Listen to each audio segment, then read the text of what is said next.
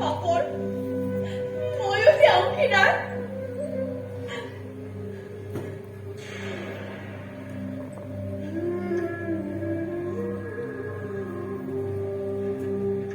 মই এই পাপৰ প্ৰায়শ্চিত্ত কৰিম মই প্ৰায়শ্চিত্ত কৰিম গংগা তই ইমান অসহ্য নহবিচোন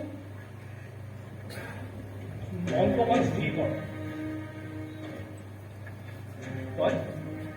তই ঘৰলৈ যা সকলোৱে এৰি যাবলৈ মোৰ ভয় লাগিছে তোলৈ ভয় নকৰা মানুহটোলৈ চিন্তা কৰিবলগীয়া কি আছে তই যা মোৰ একো নহয় তই চিন্তা কৰি নাথাকিবিচোন তই যা যা আকৌ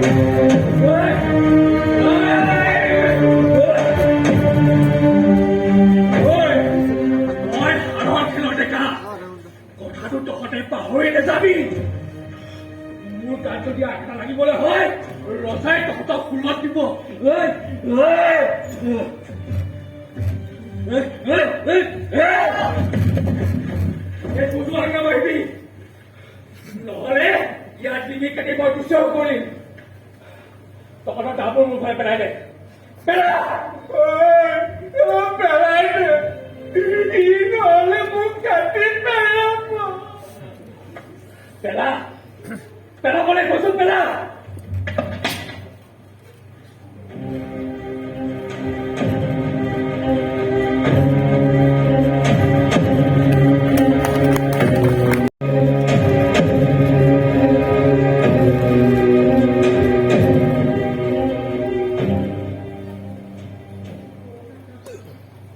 সন্মানীয় ৰাজবিষয়া আৰু উপস্থিত ৰাইজ আমি তেওঁ পৰীক্ষাৰ কাম কৰিবলৈ আগবাঢ়িছো পূৰ্বাপৰৰ ৰীতিমতে এই পাত্ৰত থকা গছৰ পাত কেইখিলাতে বলিসকলৰ নাম লিখা আছে এতিয়া তাৰে এখিলা পাত ৰাজবিষয়াই তুলি আনিব আৰু এই পাতখিলাতে যাৰে নাম লিখা থাকিব তেওঁকে এইবাৰ মহাষ্টমীত গোসাঁনীৰ আগত বলি দিয়া হ'ব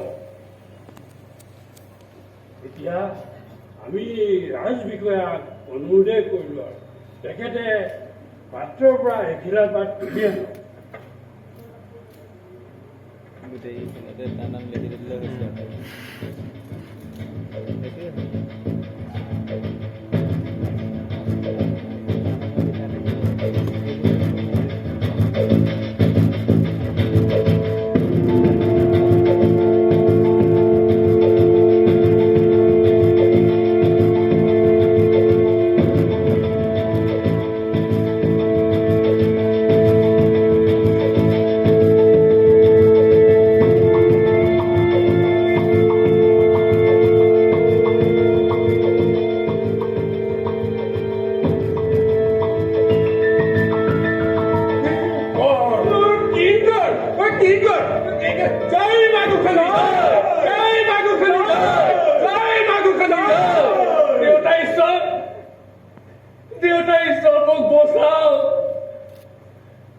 সিহঁতে কিবা চক্ৰান্ত কৰি মোক বলি ঘটাইছে দেউতা ঈশ্বৰ মোক বচাওক মোৰ উপায় নাই কিংকৰ পূৰ্বাপৰৰ ৰীতি মই উলংঘা কৰিব নোৱাৰো মই তোক ৰক্ষা কৰিব নোৱাৰো কিংকৰ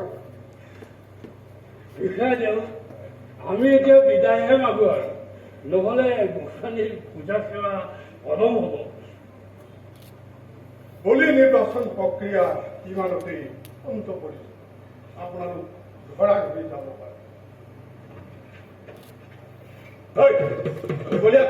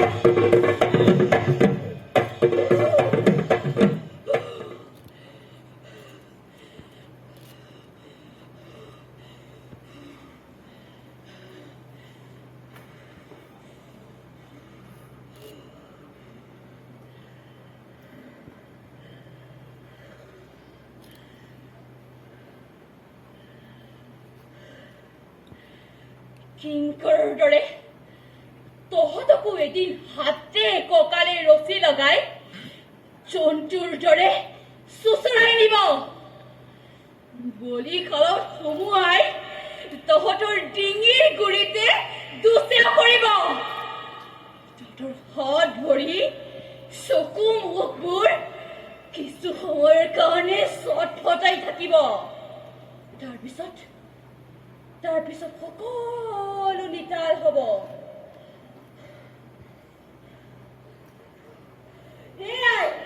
এয়াই তহঁতৰ জীৱন এই নিয়ম চলি আছে কাৰণ আমি তাক মানি আছো তহঁতৰ দেহত অযুত শক্তি থকা স্বত্তেও শক্তিহীনৰ দৰে কাপুৰুষৰ দৰে যুগ যুগ ধৰি চলি অহা এটা অন্ধবিশ্বাসক আশ্ৰয় দি আহিছ মৃত্যু যেতিয়া তহঁতলৈ ৰৈ আছে তেন্তে বলিশালত কিয় বীৰৰ দৰে যুঁজিবৰ অন্ধবিশ্বাসৰ বৃহৎ প্ৰাচীৰখনত মোৰ ঘূৰিয়াই আত্মহত্যা কৰ আমি মৰিবলৈ সাজু আছো কি কৰিব লাগে ক নতুন কিবা এটা হবলৈ হলে ধ্বংসৰ প্ৰয়োজন আৰু সেয়েহে মই ধ্বংসযজ্ঞ ঘোষণা কৰিছো আমি হাৰিছো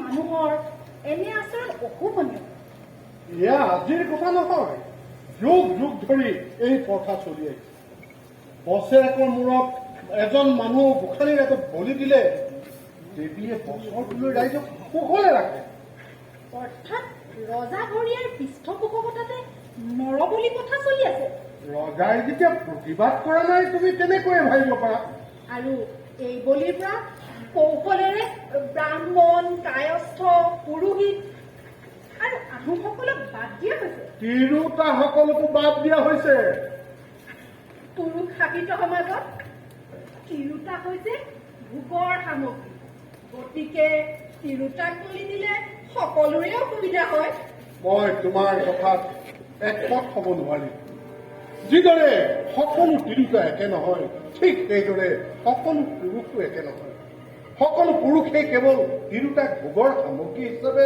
ব্যৱহাৰ নকৰে কথা এটা বুজি পোৱা নাই কেৱল হাড়ৰ ভালৰ ডেকাকে কিয় বলি নিৰ্বাচন কৰা হয়? নে দেৱীয়েও জাত পাত বিচাৰ কৰি প্ৰসাদ গ্ৰহণ কৰে? তোমাৰ এইবিলাক কথা শুনিলে পূজাৰীয়ে তোমাকো বলিশালত সোমোৱাব। তাৰমানে দেশৰ ৰজায়ো পূজাৰীলৈ ভয় কৰে? নহয়, তুমি ভুল কৰিছা।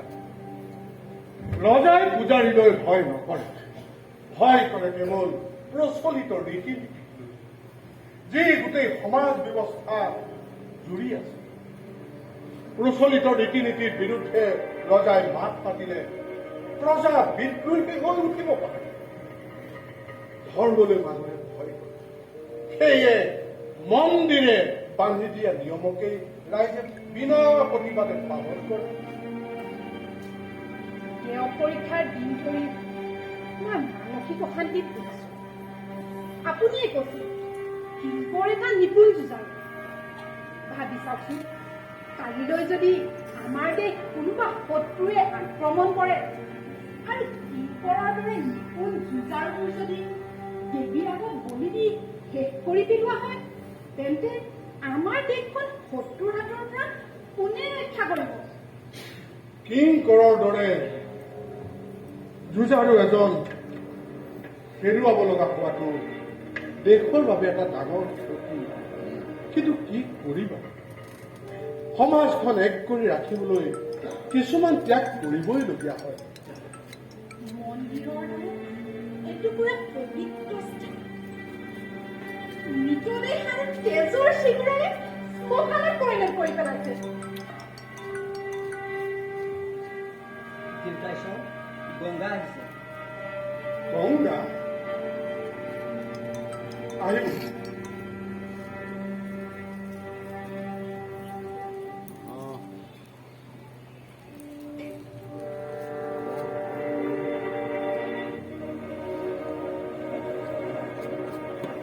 প্ৰণাম দেউতাইশ্বৰ। কচোন কিয় আহিলি? দেউতাইশ্বৰ, মোৰ এটি গোহাৰি আছে, দুখ হলে ক্ষমা কৰিব। দেউতাইশ্বৰ, কিংকৰক চক্ৰান্ত কৰি বলিত পেলোৱা হৈছে। ভিত্তিহীন কথা নকবি। তাক নীতি অনুসৰি বলি নিৰ্বাচন কৰা হৈছে। তই যা। ৰ'ব, তাইক ক'বলৈ দিয়ক। তোৰ কি ক'ব লগা আছে নিঃসংকোচে প্ৰকাশ কৰ। মই কিংকৰক ভাল পাওঁ, কিন্তু বোপাইহঁতে মোক তালৈ বিয়া নিদিয়ে। বিদ্যাধৰৰ লগত জোৰ কৰি মোৰ বিয়া ঠিক কৰিছে। কিংকৰে আৰু প্ৰতিবাদ কৰিছিল, আৰু সেইবাবে তাক বলিত পেলাই বিদ্যাধৰৰ লগত মোক বিয়া দি দিব খুজিছে। দেউতাইশ্বৰ, দেউতাইশ্বৰ, মই আপোনাৰ চৰণত ধৰি কাকুতি কৰিছো, কিংকৰক বচাওক। তোৰ কথা যদি সঁচা হয় তেন্তে ই বৰ অন্যায় হৈছে। কিন্তু কিন্তু কেনেকৈ প্ৰমাণ কৰিবি? মই মোৰ প্ৰাণ দি হলেও প্ৰমাণ আপোনাৰ আগত দাঙি ধৰিম। মই জীয়াই থাকি কিংকৰক মৰিবলৈ দিব নোৱাৰো। তই যদি বিশ্বাসযোগ্য প্ৰমাণ আনি দিব পাৰ তেনেহলে কিংকৰে মুক্তি পাব। যা, প্ৰমাণ সংগ্ৰহ কৰি মোৰ ওচৰলৈ আহিবি।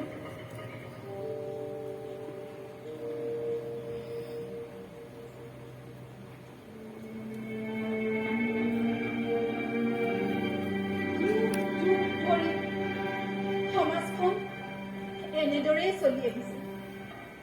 সমাজত চলি থকা অন্যায় অত্যাচাৰৰ বিৰুদ্ধে কোনোবাই প্ৰতিবাদ কৰিলে শোষক শ্ৰেণীয়ে অতি কৌশলেৰে সেই প্ৰতিবাদী কণ্ঠ ৰুদ্ধ কৰে। সমাজলৈ পৰিৱৰ্তন নাহিবই নেকি? আহিব। মানুহৰ মনৰ পৰা অন্ধবিশ্বাস, মোহ আৰু অজ্ঞানতা দূৰ কৰিব পাৰিলেই মানুহৰ মনলৈ পৰিৱৰ্তন আহিব। এই পৰিৱৰ্তনৰ জুইত ঘিউ ঢালিবলৈ এজন সূতাৰ প্ৰয়োজন। তুমি গংগাৰ চকুকেইটালৈ মন কৰিছিলানে? সেইটো চকুত মই পৰিৱৰ্তনৰ স্ফুলিংগ দেখিবলৈ পাইছো। মন্দিৰত চলা বলি বিধান আপুনি পচন্দ কৰেনে? নকৰো মন্দিৰত মই কেতিয়াও তেজৰ দাগ লগাটো নিবিচাৰো মই বিচাৰো মন্দিৰৰ কেঁচা তেজৰ গোন্ধক ধূপ ধোঁৱাৰ সুগন্ধে চিৰকাললৈ মুক্তি পেলাও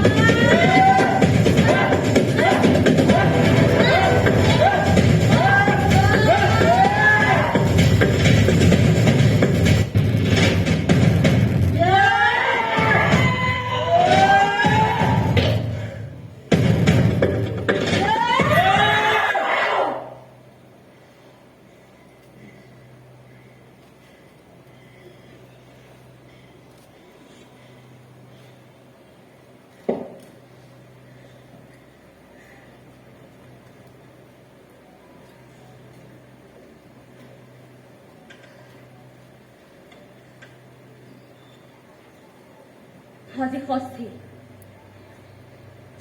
পৰহিলৈ অষ্টমীত কিংকৰক দেৱীৰ আগত বলি দিয়া হ'ব গতিকে আজি ৰাতিৰ ভিতৰতে আমি প্ৰমাণ সংগ্ৰহ কৰিব লাগিব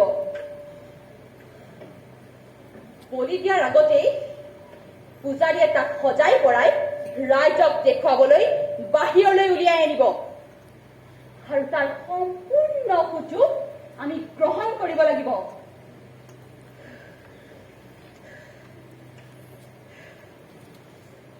কিন্তু আমি মন্দিৰৰ ভিতৰলৈ প্ৰৱেশ কৰিম কেনে? মন্দিৰৰ উত্তৰ দিশৰ পৰা মাটিৰ তলেৰে এটা সুৰংগ আছে। সেই সুৰংগৰে গলেই মূল মন্দিৰত প্ৰৱেশ কৰিব পাৰি। যদি আমি সফল হ'ব নোৱাৰো? মনত যেতিয়া দৃঢ়তা থাকে, প্ৰাণলৈ যেতিয়া মোহ নাথাকে, মানুহে যিকোনো কামেই কৰিব পাৰে। আমাৰ কাৰো লগত ব্যক্তিগত শত্ৰুতা নাই। আমাৰ শত্ৰু সমাজত চলি থকা অন্ধবিশ্বাস আৰু কুসংস্কাৰ। ইয়াৰ পৰা আমাক মুক্তি লাগে। আমাক মুক্তি লাগে।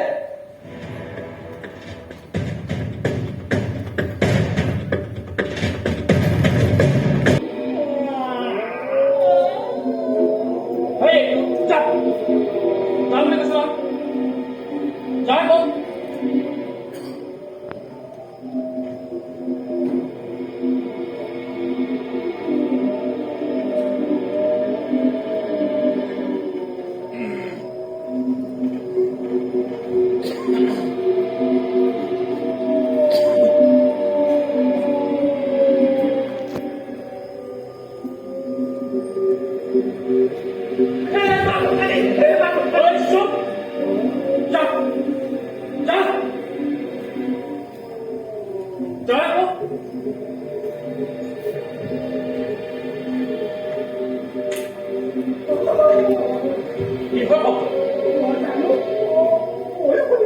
ইফালে ইফালে ভালকে চাচোন।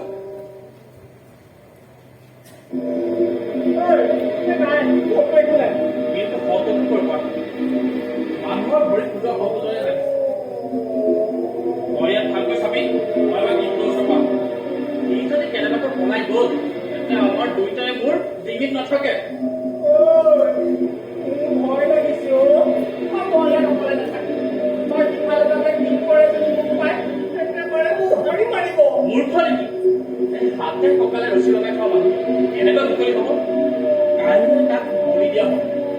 গতিকে মাজে মাজে তাক এবাৰ চাই থাকিব লাগিব, যাতে সি আত্মঘাতী হ'ব নোৱাৰে। ইমান অন্যায়ভাৱে তাক বলিত পেলোৱা হ'ল। এই মা গোসাঁনীয়েতো সকলো দেখি আছে। ঐ, এইবোৰ কথা তই য'তে ত'তে নকবি। এই ৰাইজে শুনিলে কথাটো বিফল হ'ব। তই ৰ, মই তাৰ চপা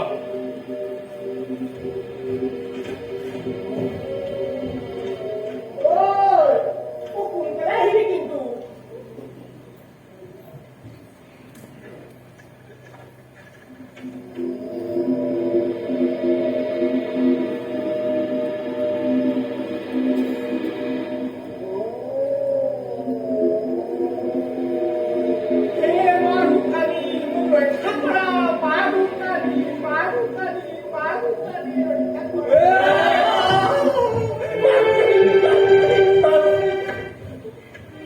তোক আমি একো নকৰো, ভয় কৰিব নালাগে।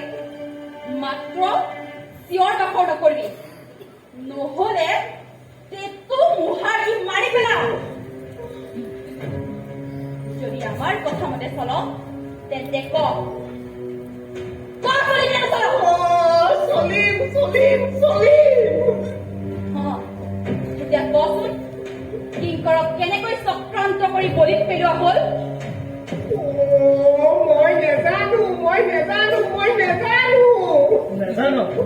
তই নেজানো? নেজানো যদি তোক জীয়াই ৰাখি লাভ নাই। তোক মাৰে ভাল। মই জানো মই জানো মই জানো মই জানো।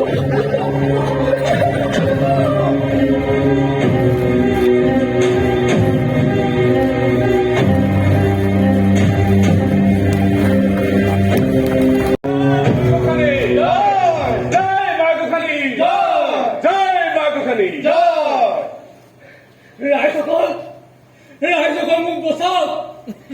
ইহঁতে কিবা চক্ৰান্ত কৰি মোক বলি সজাইছে।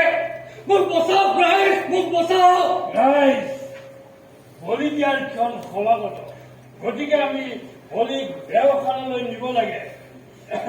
খন্তেক পাছতে আপোনালোকে বলিৰ কটা মূৰ দৰ্শন কৰিবলৈ পাব।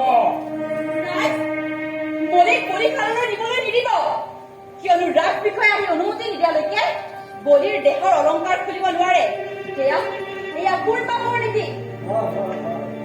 ৰাজ, কিংকৰক চক্ৰান্ত কৰি বলিত পেলোৱা হৈছে। মোৰ হাতত এই চক্ৰান্তৰ সকলো প্ৰমাণ মজুত আছে। গংগা, তই এইবোৰ কি কথা কৈছ? কি প্ৰমাণ আছে তোৰ ওচৰত? প্ৰমাণ তই। ৰাইজ, বিদ্যাধৰে নিজ মুখেৰে মোৰ আগত প্ৰকাশ কৰিছিল কিদৰে চক্ৰান্ত কৰি কিংকৰক বলি সজোৱা হৈছে। মই মিছা কলো, মই মিছা কলো। ৰাইজ এই মিছা কথা কৈছে, মই এই মিছা কথা কৈছে। গংগা, তই এই মুহূৰ্ততে ইয়াৰ পৰা যা। ৰাজ বিষয়া সন্মুখতে বলি নিৰ্বাচন কৰা হৈছিলে, ইয়াত আকৌ কিহৰ চক্ৰান্ত থাকিব হে? ৰাইজ, বিদ্যাধৰে নিজ মুখেৰে মোৰ আগত প্ৰকাশ কৰিছিল, আৰু এতিয়া সেই বিচাৰকমাৰ হৈছে। অকল বিদ্যাধৰেই নহয়, মন্দিৰৰ প্ৰত্যেকজন পূজাৰীয়ে জানে কিদৰে চক্ৰান্ত কৰি কিংকৰক বলি সজোৱা হৈছে। তই এইবোৰ কি মনত না, তই এই মুহূৰ্ততে ইয়াৰ পৰা যা, নহলে কিংকৰৰ লগতে তোকো বলি দিম। ৰাইজ, আমি আৰু ৰাজ বিষয়ালৈ অপেক্ষা কৰিব নোৱাৰো। বলি গোসানীৰ প্ৰসাদ আগবঢ়োৱাৰ ফল উকলি যাব। সৰুদেউৰী, তাক বলিশাললৈ নিব লাগে।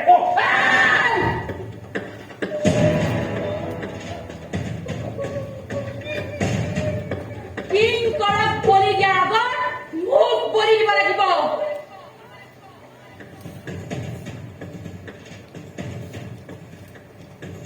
মই জীয়াই থকালৈকে কোনেও একো কৰিব নোৱাৰিব।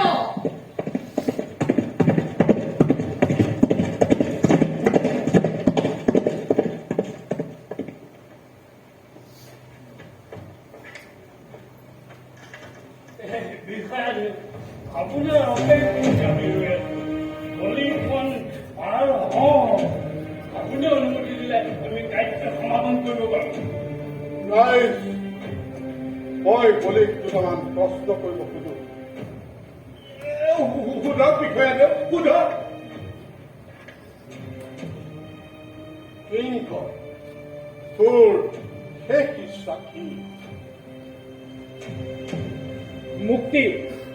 অৰ্থাৎ দেউতা ঈশ্বৰ, মই মন্দিৰত চলা বলি প্ৰথাৰ প্ৰতিবাদ কৰিছিলো, আৰু তাৰে প্ৰতিশোধ লবলৈ সিহঁতে মোক চক্ৰান্ত কৰি বলি সজাইছে। নীতিগতভাৱে তোক বলি নিৰ্বাচিত কৰা হৈছে। উক্ত অনুষ্ঠানত মই নিজেই উপস্থিত আছো। বলি নিৰ্বাচন প্ৰক্ৰিয়াত কোনো চক্ৰান্ত থাকিব নোৱাৰে। তোৰ হাতত কি এনে প্ৰমাণ আছে যে তোক চক্ৰান্ত কৰি বলিত পেলোৱা হৈছে? প্ৰমাণ আছে দেউতা ঈশ্বৰ, প্ৰমাণ আছে। যদি আপুনি অনুমতি দিয়ে তেন্তে মই প্ৰমাণ দাঙি ধৰিব পাৰো। অযথা সময় নষ্ট কৰা হৈছে। ক্ষণ পাৰ হৈ গলে গোসানী অসন্তুষ্ট হব, আৰু তেনেহলে গোটেই বছৰটোলৈ ৰাইজৰ মাজত অপায় অমংগলে দেখা দিব। আমি কাৰ্য সমাপন কৰো। পূজাৰীসকল মংগল ধ্বনি ৰব বৰদেউৰী, তোৰ গংগা তোৰ কবলৈ কি আছে ক? দেউতা ঈশ্বৰ, ৰাইজ, দেহ পৰীক্ষাৰ দিনা যিটো পাত্ৰত দেহ পৰীক্ষা কৰা হৈছিল সেই পাত্ৰৰ প্ৰতিশিৰা পাততে কেৱল কিংকৰৰ নামে লিখা আছিল। দেউতা ঈশ্বৰে যিখিলা পাতকে উঠাই নালক কিয় তাত কেৱল কিংকৰৰ নামে ওলালেহেঁতেন। এইবোৰ মিছা অভিযোগ, ইয়াৰ কোনো প্ৰমাণ নাই। প্ৰমাণ আছে। এয়া সঁচা কথা। মন্দিৰৰ পূজাৰীয়ে নিজেই আপোনাৰ আগত প্ৰকাশ কৰিব। সনাতন,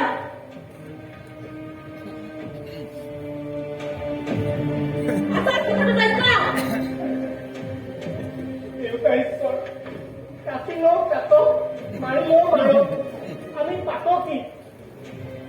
ৰাইজ, গংগাই কোৱা প্ৰতিটো কথাই সঁচা।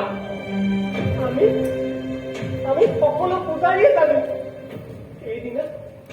সেইদিনা দেহ পৰীক্ষা কৰা পাত্ৰ গ্ৰন্থৰ প্ৰতিশিলা পাততে কেৱল কেৱল কিংকৰৰ নামে লিখা আছিল। বৰ দেউৰী, এয়া অন্যায়। ন্যায় অন্যায় বিচাৰ কৰাটো ৰজাৰ কৰ্তব্য। কিংকৰক বলি দিব নোৱাৰে। ৰাইজ কিংকৰ বিধিমতে বলি নিৰ্বাচিত হোৱা নাই। সেয়ে মই কিংকৰক মুক্ত কৰিলো। পূজাৰীসকল, কিংকৰক মুকলি কৰি দিয়া। পুলিচ এৰুৱাই নিবলৈ কাৰ সাধ্য আছে? মই বৰ দেউৰীয়ে বলি নিৰ্বাচন কৰিছো। ইয়াত নীতি অনীতিৰ কোনো কথা থাকিব নোৱাৰে। পূজাৰীসকল, বলিৰ মূৰ বলিখনত কিংকৰক মুক্ত কৰ।